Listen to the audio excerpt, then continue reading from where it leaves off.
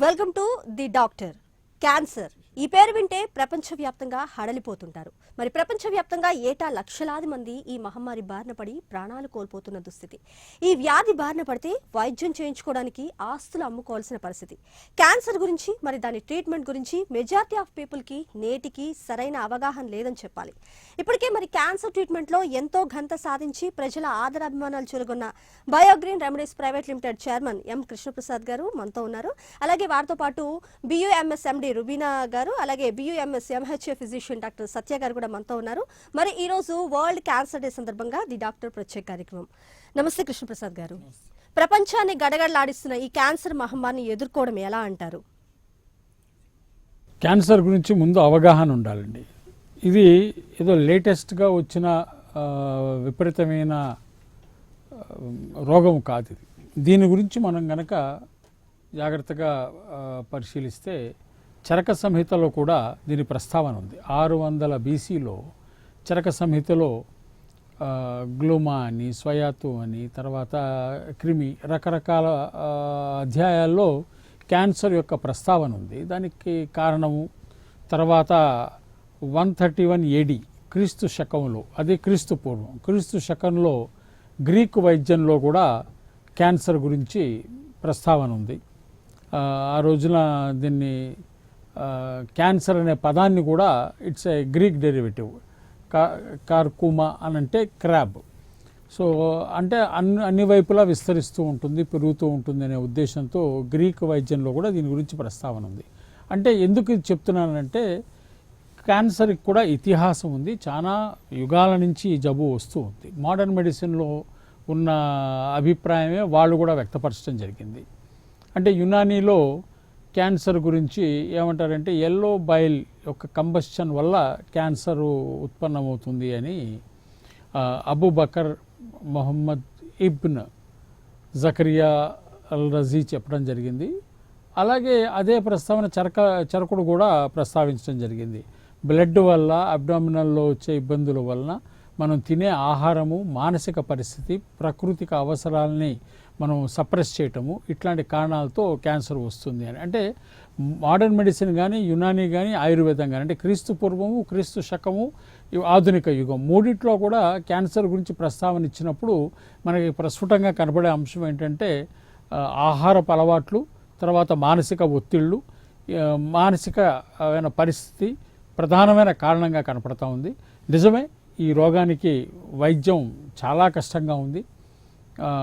ఏటా కొన్ని లక్షల మంది చనిపోతూ ఉన్నారు. ప్రపంచవ్యాప్తంగా దాదాపుగా 0.3% క్యాన్సర్ బారిన పడుతున్నారని మనకి WHO కానీ వివిధ దేశాల క్యాన్సర్ రిజిస్ట్రీలు ప్రకటించడం జరిగింది. కృష్ణప్రసాద్ గారు, మీరు ఒక డాక్టరే కాదు, ఒక సైంటిస్ట్ కూడా. ముఖ్యంగా ఈ క్యాన్సర్కి సంబంధించి పరిశోధనలు చేసి విస్తృతంగా ఔషధాన్ని కూడా కనుక్కున్నారు. మరి దానికి సంబంధించిన లేటెస్ట్ అప్డేట్స్ ఏంటి? ఇక్కడ పరిశోధన అనే అంశంలోకి వచ్చేటప్పుడు ఎప్పుడు కూడానమ్మా పరిశోధన ఒక వ్యక్తి చేసేది కాదు. కొన్ని వేల మంది సైంటిస్టులు, ఎప్పుడైతే నేను క్రీస్తు పూర్వం 600, 500లో క్యాన్సర్ గురించి ప్రస్తావన ఉందన్నాను, అప్పటి నుంచి కూడా దీని యొక్క రోగము, కారణాలు, దీని వైద్యం గురించి చర్చ జరుగుతూ ఉంది. అప్పటి నుంచి ఇప్పుడు దాకా బోల్డ్ ఎంతమంది శాస్త్రవేత్తలు దీని మీద పరిశోధన చేయడం జరిగింది. నేను చేసింది ఏమిటంటే ఈ పరిశోధనలన్నింటినీ మేళవింపు చేసుకుని, పరిశోధనలన్నింటినీ క్రమబద్ధీకరణ చేసి దీన్ని ఉత్పత్తుల రూపంలోకి తీసుకురావడం జరిగింది. ప్రధానంగా క్యాన్సర్ వైద్యంలో జరుగుతున్నది ఏమిటంటే క్యాన్సరు అనగానే ప్రతి కణము, క్యాన్సర్ కణము విపరీతంగా పెరిగిపోతూ ఉంటుంది. విపరీతంగా పెరిగిపోయి శరీరం అంతా వ్యాపి చెందుతుంది. దీన్ని అరికట్టాలంటే సెల్ అపాప్టోసిస్, అంటే సెల్ని చంపటం అనే కార్యక్రమంలోకి వెళ్ళాలి. ప్రస్తుతం ఉన్న పరిస్థితి ఏమిటంటే మనం చేసే వైద్యంలో క్యాన్సర్ సెల్లు, మామూలు సెల్లు రెండు చనిపోవటం జరుగుతుంది. చనిపోవటం వల్ల ఏమవుతుందంటే పేషెంట్లు చాలామంది వీక్ అయిపోతారు. కొన్నిసార్లు మనం అనుకోకూడదు, రోగం వల్ల చనిపోవటం ఒక ఎత్తు, వైద్యం వల్ల కూడా చనిపోవటం జరుగుతూ ఉంటుంది. ఎందుకంటే రోగనిరోధక శక్తి తగ్గిపోవటం వల్ల. ఇక్కడ నేను తీసుకొచ్చింది ఏమిటంటే సెలెక్టివ్గా క్యాన్సర్ సెల్ మీద పనిచేసే ఔషధాలు ఏమిటి అనేది పరిశీలిస్తే చాలామంది శాస్త్రవేత్తలు కష్టపడింది ఏమిటంటే రిజర్వెట్రాల్ అనే ఒక కెమికల్ కాంపౌండు, అలాగే టెరోస్టిల్బిన్ దాని అనలాగు. ఈ కాంపౌండ్స్ క్యాన్సర్ సెల్ మీద మాత్రమే పనిచేస్తాయని పరిశోధనలో తేలటం జరిగింది. ఇక్కడ టెరోస్టిల్బీను, తర్వాత ఐసోథయోసైనేటు, వీటితో పాటు పసుపులో ఉండే కుర్క్యుమినాయిడ్స్, ఇవి ప్రధానంగా. వీటితో పాటు ఇంకా చాలా ఉన్నాయి. దాదాపుగా ఒక 50-60 ఔషధాలు ఉన్నాయి. 50-60 ఔషధ గుణాలు కలిగిన ఆహార ఉత్పత్తులు ఉన్నాయి. నేను చేసిన పరిశోధన ఏంటంటే కెమిస్ట్రీని మనం తినే ఎడిబుల్ ప్రోడక్ట్స్, ఆహార పరిశోధనలోకి, ఆహార ఉత్పత్తుల్లోకి వెళ్ళిపోయి ఏ ఆహారంలో ఏ మాలిక్యూల్ ఉంది అనేది వెతికి దాని ద్వారా మనం ఈ ఉత్పత్తులు తయారు చేయడం జరిగింది. ఉత్పత్తులు బాగానే పనిచేస్తున్నాయి. అంటే సెలెక్టివ్గా క్యాన్సర్ సెల్ మీద పనిచేయటం వల్ల రోగికి తదితర ఇబ్బందులు లేకుండా, తన హెల్దీ సెల్స్ డ్యామేజ్ అవ్వకుండా అక్కడ రోగనిరోధక శక్తిని కూడా మనం సైమల్టేనియస్గా పెంచుతున్నాం. ఇక్కడ పెంచుతూ అంటే ఇక్కడ థీరీ ఈ 3 రంగాలు, 3 వైద్య విధానాల్లో కూడా చెప్పింది ఒకటే థీరీ. మానసిక, తర్వాత ఆహారపు అలవాట్లు, వీటి కారణంగా వస్తుంది ఈ వ్యాధి అని.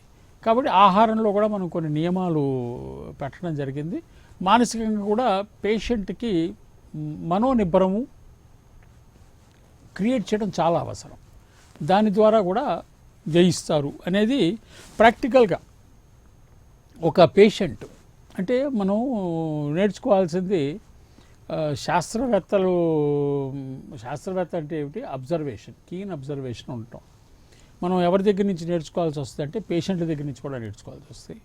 ఒక ప్రముఖ పేషెంటు లూయి హే అని, ఆవిడికి 60 ఏళ్ల వయసులో బ్రెస్ట్ క్యాన్సర్, తర్వాత మెటాస్టాటిక్ కండిషన్ వచ్చిన తర్వాత ఆవిడ మనోనిబ్బరంతో, మందులతో పాటు మనోనిబ్బరంతో జయించడం జరిగింది.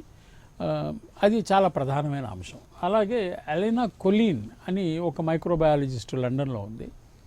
ఆవిడ చేసిన పరిశోధనలో తేలింది ఏంటంటే మన గట్, మన పేగుల్లో మార్పులు చెందటం వల్ల మన ఇమ్యూనిటీ దెబ్బతింటుంది. సో ఇవన్నిటిని దృష్టిలో పెట్టుకుని మేము ఔషధాలు తయారు చేస్తాం. మేడం రుబీనా గారు, మీరు చెప్పండి, యాజ్ ఏ డాక్టర్గా మీరు కూడా బయోగ్రీన్ రెమెడీస్ సంస్థ తరపున ఇన్వెంట్ చేసిన ఔషధాలని పేషెంట్స్ మీద ప్రయోగించారు. దానికి సంబంధించి మీరు సత్ఫలితాలు సాధించారు. దానికి సంబంధించి అప్డేట్స్ ఏంటి? ప్రస్తుతం పేషెంట్స్ ఎలా ఉన్నారు? మరి కండిషన్ ఏంటి? I am working with Dr. Krishna Prasad sir since 6 years.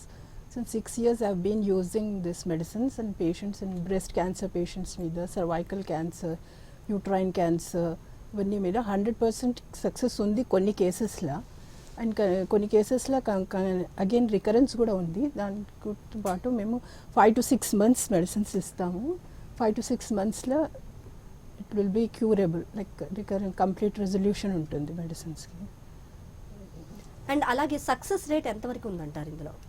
Success rate we can say 50 to 60% ఉంది. అండ్ సహజంగా డాక్టర్ గారు, మనం ఈ మధ్య కాలంలో ఎన్నో క్యాన్సర్లు వింటున్నాం. నోటి క్యాన్సర్ దగ్గర నుంచి అసలు క్యాన్సర్ అని పార్టే లేదు చెప్పాలంటే. అసలు ఈ క్యాన్సర్ రావడానికి ప్రధాన కారణాలు ఏంటి? వాటిని నిరోధించడం ఎలా అంటారు?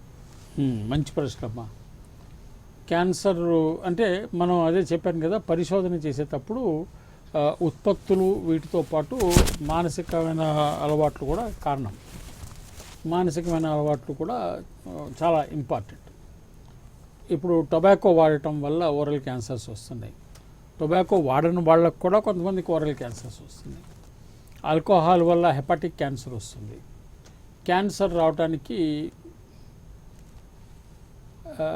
కొన్ని వైరస్, హెపటైటిస్ వైరస్ కారణం, తర్వాత ఇమ్యూనిటీ డిఫిషియన్సీ కాజింగ్ వైరసెస్ కారణం, అలాగే బోల్డెన్ ఇన్ఫెక్షన్స్ కూడా దీంట్లో ప్రధానమైన కారణం. కాబట్టి మనం ఆహార ఉత్పత్తులు, మనం తీసుకునే భోజనంలో రోగ నిరోధక శక్తి ఎక్కువ ఉండాలి. అంటే ఎరువులు, తర్వాత పురుగు మందులు ఎక్కువగా వాడిన ఆహారము ప్రమాదకరం. అలాగే మనం ఈ ప్లాస్టిక్ బాటిల్లో నీళ్లు క్యారీ చేస్తాం. ఈ ప్లాస్టిక్ బాటిల్ కనుక ఎండకి ఎక్స్పోజ్ అయితే పాలిమరైజేషన్ అవుతుంది. ఇది ప్లాస్టిక్ పాలిమరైజేషన్. ప్రతి పాలిమర్లో సైనైడ్ ఉంటుంది, సైనోబాక్టీరియం కూడా ఉంటుంది. సో దీనివల్ల ఈ నీళ్ళల్లోకి ఆ పాలిమరైజ్డ్ మాలిక్యూల్స్ లీచేట్ అయ్యి, కారులో ప్లాస్టిక్ బాటిల్ పెట్టేసుకుని తిరుగుతూ ఉంటే ఎండకి ఎక్స్పోజ్ అయినప్పుడు దాంట్లోకి లీచేట్ అయ్యి అది కూడా ప్రమాదకరం అవుతుంది. సో క్యాన్సర్ రావడానికి ఆహారము, గాలి, తర్వాత మానసిక ఒత్తిళ్ళు. మోస్ట్ ఇంపార్టెంట్ మనం సమాజంలో చూస్తున్నాం ఇవాళ ఏమిటంటే 2 రకాల సైకాలజీస్ క్యాన్సర్కి దోహదపడతాయి. ఒకటి గిల్టు, రెండోది విక్టిమ్. గిల్ట్ అంటే తను తప్పు చేశాను అనే భావన వచ్చిన తర్వాత అది రోగనిరోధక శక్తి మీద పనిచేసి క్యాన్సర్ లాంటి వ్యాధులు రావడానికి కారణమవుతుంది. అలాగే తను బాధితుడు, తనల్ని ఇబ్బంది పెట్టారు, అందరూ కలిసి తనని విక్టిమ్ సైకాలజీ కానీ గిల్ట్ సైకాలజీ కానీ క్యాన్సర్ రావడానికి, రోగనిరోధక శక్తి తగ్గడానికి చాలా ప్రధానమైన కారణం. అందుకని మనిషి వీటి నుంచి కూడా బయటికి రావాలి. అండ్ ముఖ్యంగా క్యాన్సర్కి మందు లేదు, నివారణ ఒక్కటే మార్గం అనే డైలాగ్ వినిపిస్తుంది, అది నిజమేనంటారా?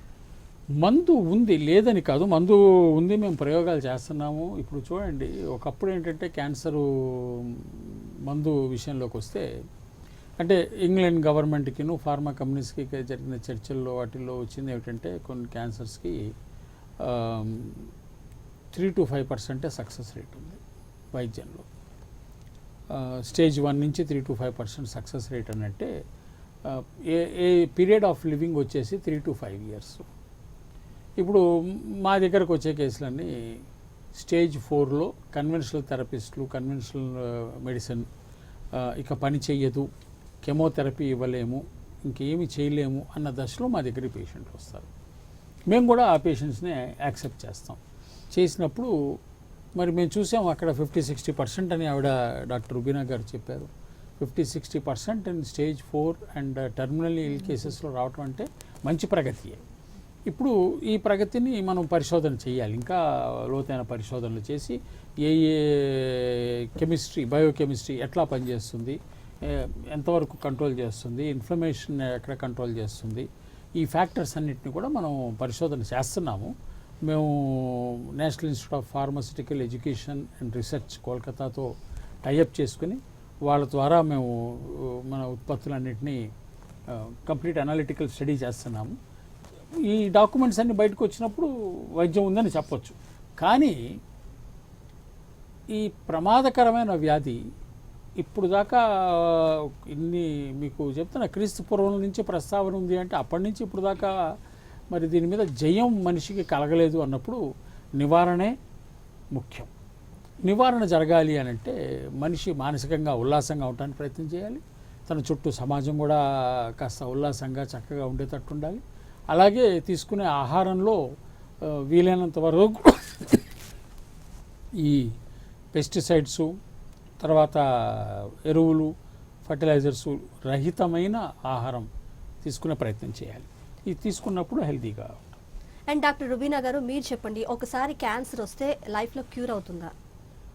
యా, ఒకసారి క్యాన్సర్ వస్తే క్యూర్ అవుతుంది, కానీ రిలాప్స్ అయ్యే ఛాన్సెస్ చాలా ఎక్కువ ఉన్నాయి. అంటే లైఫ్ లాంగ్ ఔషధాలు తీసుకుంటూనే ఉండాలి? యా, మెయింటైన్ డోస్ తీసుకుంటూ ఉండాలి. దాంతో పాటు ఇమ్యూనిటీ అది అవుతుంది, ఇమ్యూనిటీ బూస్ట్ చేసుకుంటూ ఉండాలి.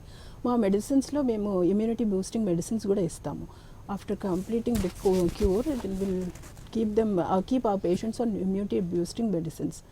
దానివల్ల రిలాప్స్ అయ్యే ఛాన్సెస్ చాలా తక్కువ ఉన్నాయి మా మెడిసిన్స్లో. అండ్ స్త్రీ పురుషుల్లో ముఖ్యంగా ఎవరికి ఎక్కువగా క్యాన్సర్ వచ్చే అవకాశాలు ఉన్నాయంటారు? అవకాశం అయితే అందరికీ ఉంది.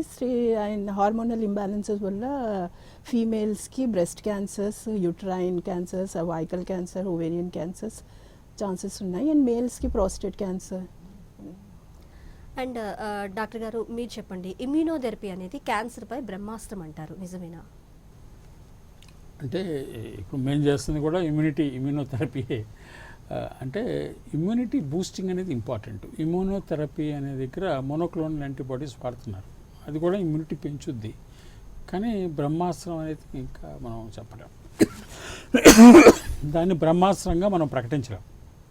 ఎందుకంటే ఏదైనా బ్రహ్మాస్త్రం కింద ప్రకటించాలంటే ఇంకా కొన్ని సంవత్సరాలు పడుతుంది. ఇప్పుడు మేము మా ఔషధాన్ని బ్రహ్మాస్త్రం అనాలన్నా కొన్ని సంవత్సరాలు పడుతుంది. అండ్ అలాగే క్యాన్సర్లో తీసుకుంటే మనం రకరకాలు ఉంటాయి, రొమ్ము క్యాన్సర్ దగ్గర నుంచి రకరకాలుగా మనం వింటున్నాం.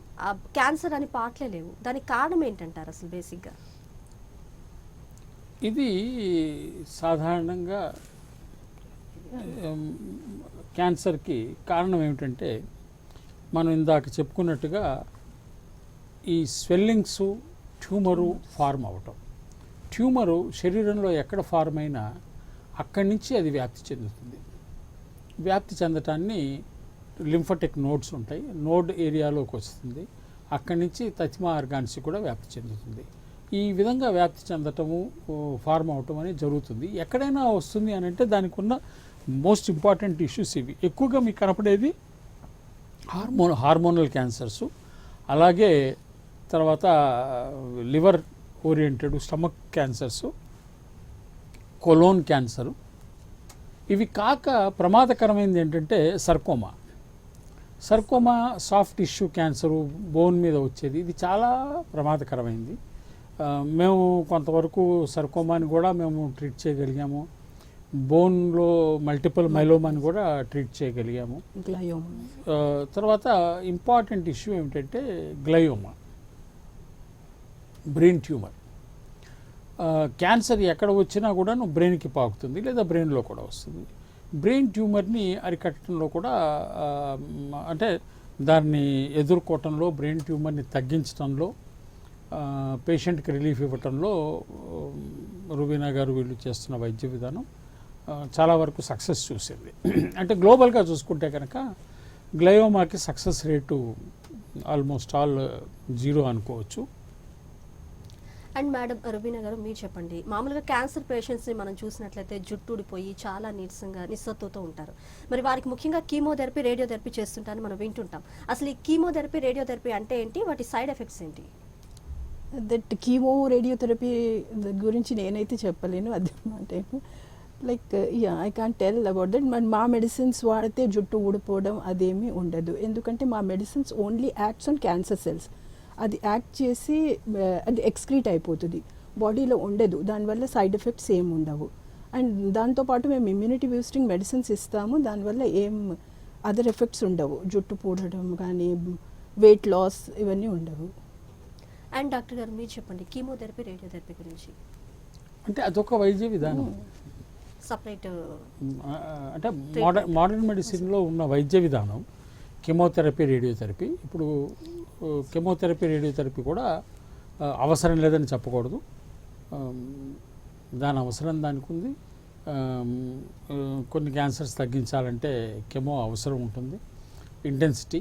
కానీ కెమోతో పాటు కెమో ప్రివెన్షను, తర్వాత కెమోని సస్టైనెన్స్ చేయడానికి బాడీని ప్రిపేర్ చేయటం, ఇవి కూడా అవసరం. అండ్ డాక్టర్ గారు, మీరు చెప్పండి, ఈ కీమోథెరపీ కానీ రేడియోథెరపీ కానీ ఇవి పక్కన పెట్టినట్లయితే ముఖ్యంగా ఈ క్యాన్సర్ రాకుండా ఆహార పదార్థాల్లో ఎటువంటి మార్పు చేర్పులు చేసుకోవాలి చెప్పండి. ముఖ్యంగా ప్రైమ్ 9 ప్రేక్షకులకి థ్యాంక్స్ చెప్పుకుంటూ మా యునాని వైద్యానికి ఇంత చక్కటి ప్రోత్సాహం ఇస్తున్నందుకు ఇన్ని ఇయర్స్గా మాకు thank you so much. And ma'am ప్రత్యేకంగా మీకు థ్యాంక్స్. అండ్ క్యాన్సర్ గురించి చెప్పాలి అంటే కనుక యునాని వైద్యంలో కొన్ని వేల సంవత్సరాలుగా, అంటే యునాని వైద్యం అన్నది ముఖ్యంగా చెప్పాలి అంటే కనుక రికార్డ్స్కి అందని పరంగా 7000 ఇయర్స్గా నడుస్తున్న వైద్యం ఇది. అండ్ ఫస్ట్ రికార్డ్ చెప్పాలి అంటే కనుక 5000 BCలో ఉంది. అండ్ ఆఫ్టర్ దట్ కంటిన్యూషన్ అలా తీసుకుంటూ వెళ్తే కనుక ఇది Egypt, Africa and Asia, Europe ఈ మొత్తం ఏరియాస్లో కలిపేట్ మూలికలతో తయారు చేసే వైద్యమే యునాని. అంటే అందులో ఇండియా కూడా వచ్చేసింది. సో పూర్వకాలంలో క్యాన్సర్ గురించి ముఖ్యంగా చెప్పాలి అంటే కనుక అసలు సర్తాన్, క్యాన్సర్ అన్న వర్డ్, దానికి సర్తాన్ అన్న వర్డ్ మా యునానీలో ఉన్న వర్డ్ అనమాట. ఆ వర్డ్ అసలు ప్రపంచానికి క్యాన్సర్ అన్న వర్డ్ ఇచ్చిందే యునాని మెడిసిన్. అంతకు ముందు వరకు ఇట్ వాజ్ అంబిగస్, అంటే అది ఏంటి, అది దాని గురించి సరైన ఇది లేదు, అవగాహన లేదు. గ్రీక్ పీరియడ్లో దీనికి ఖచ్చితమైన ఇది వచ్చింది. 320 BCలో the father of Unani medicine, ఆయన్నే ఫాదర్ ఆఫ్ మెడిసిన్ అని కూడా అంటారు కదా, ద హిపోక్రేట్స్ ది గ్రేట్, ఆయన్ని హకీమ్ బుఖ్రాత్ సాహబ్ అంటుంటాం మేము. సో బాబుల్ తిబ్ ఎవరైతే ఉన్నారో, తిబ్ అన్నది యునాని మెడిసిన్కి ఆ రోజుల్లో ఇచ్చిన పేరు. అది ఈ దానిలో ముఖ్యంగా చెప్పాలి అంటే కనుక యాక్చువల్గా క్యాన్సర్స్ అన్నవి యునాని మెడిసిన్లో మా దగ్గర 4 హ్యూమర్స్ చెప్పబడ్డాయి అనమాట. 4 హ్యూమరల్ థెరపీ అన్నది అది చాలా పురాతనమైనది. That is the basic principle of Unani medicine అనమాట. అంటే దీనిలో ఏంటంటే ఖూన్, బల్గం, సఫ్రా, సౌదా అని 4 హ్యూమర్స్ ఉంటాయి. ఈ 4 హ్యూమర్స్లో క్వాంటిటీలో కానీ క్వాలిటీలో కానీ చేంజెస్ వచ్చినప్పుడు డిసీజెస్ వస్తాయనేది బేసిక్ ప్రిన్సిపల్. అది మామూలుగా అందరికీ యునానీ మెడిసిన్లో ఇది ఉండేదన్నమాట.